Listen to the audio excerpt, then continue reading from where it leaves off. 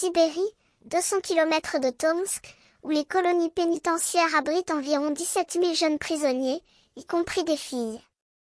Les garçons de Mariinsk, comme Anatoly, âgé de 15 ans, ont été condamnés à 2 ans et demi de prison pour vol et trafic de drogue. La justice russe a la main lourde, et même les délits mineurs sont sévèrement punis.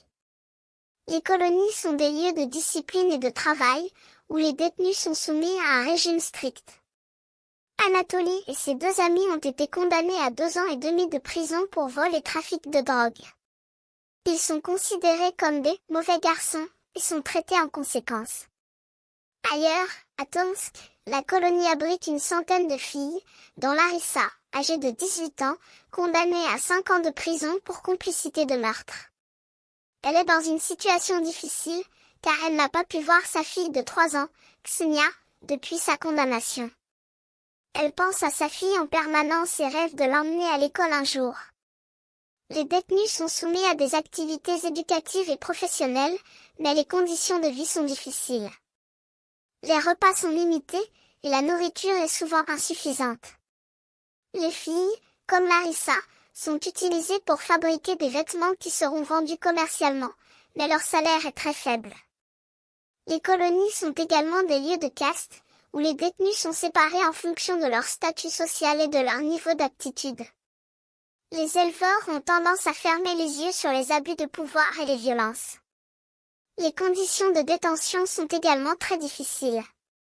Les détenus sont soumis à des inspections régulières, et les infractions sont sévèrement punies.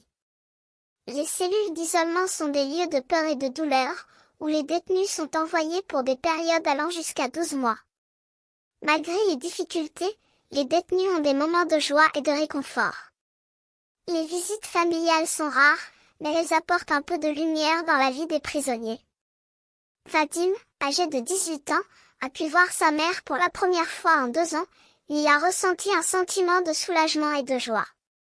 Cependant, la vie dans les colonies est souvent difficile et traumatisante. Les détenus sont soumis à des conditions de détention difficiles, et ils sont souvent exposés à des risques sanitaires tels que le sida, la syphilis et la tuberculose. Les fonctionnaires, comme le père Alexandre Novokanov, sont souvent les seuls à apporter un peu de réconfort et d'espoir aux détenus. Les colonies sont des lieux de souffrance et de peur, où les jeunes prisonniers sont soumis à des conditions de détention difficiles et où ils sont souvent exposés à des risques sanitaires et à des violences. Cependant, malgré les difficultés, les détenus ont des moments de joie et de réconfort, et ils continuent de rêver d'une vie meilleure, loin des murs des colonies. Dans l'univers sombre et mystérieux du monde criminel russe, où les ténèbres semblaient s'abattre sur les âmes brisées, il existait un lieu singulier où la lumière du pardon et de la rédemption pénétrait à travers les barreaux.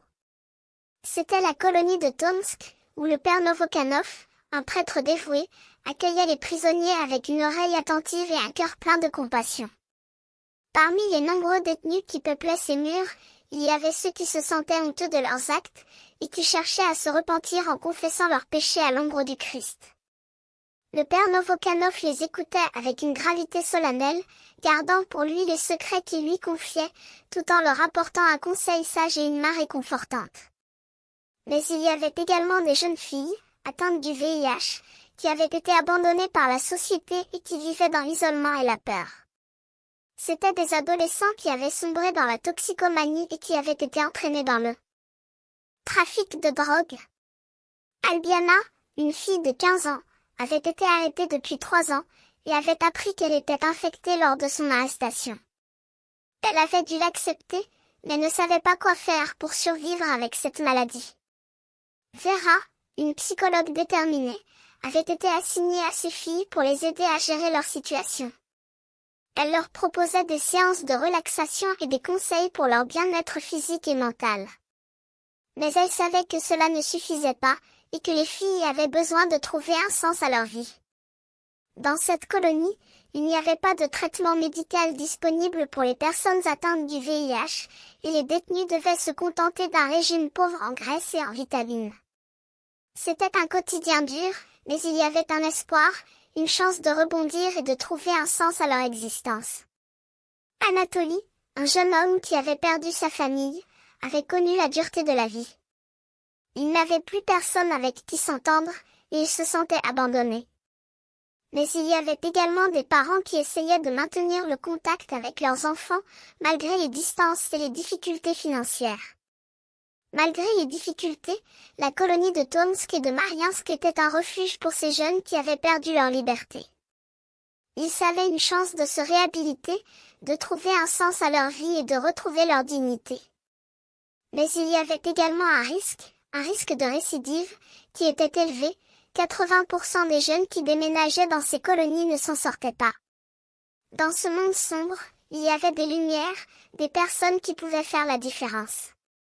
Le père Novokanov verra les prisonniers qui se repentissaient, et les parents qui essayaient de maintenir le contact avec leurs enfants, ils étaient les témoins de l'espoir et de la rédemption.